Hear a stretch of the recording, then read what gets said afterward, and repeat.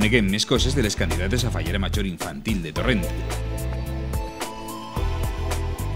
Així viuen les falles Cristina, Anna i Olaya.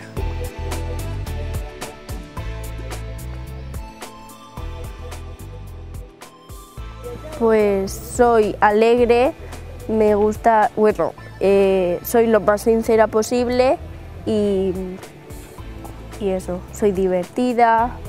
Yo soy alegre, me gusta ser sincera y me comporto bien con la gente que me cae bien. Pues soy alegre, divertida, un poc celosa i dic la veritat sempre.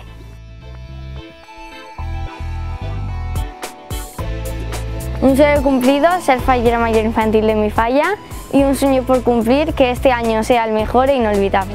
És un somni complit, ser fallera major infantil de la meva falla i presentar-me a la cort. I un somni per complir, ser fallera major infantil de Torrent, perquè m'agradaria representar al poble, perquè m'agraden molt les falles. Cumplido, fallera mayor infantil de mi falla.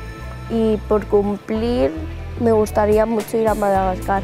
Cuando vi la película me gustó, aunque no tenga nada que ver.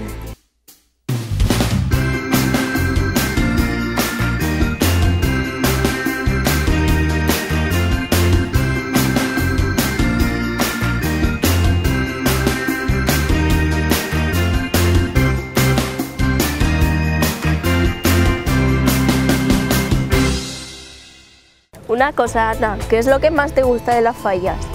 Lo que más me gusta de las fallas son las despertars, las verbenas y la ofrenda. Cristina, te voy a hacer una pregunta. ¿Con quién has pasado este año las mejores fallas? ¿Con quién lo has vivido más?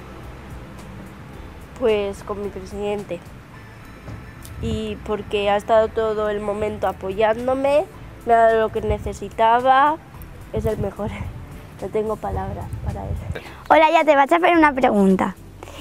Quines són les teues aficions? Mis aficions?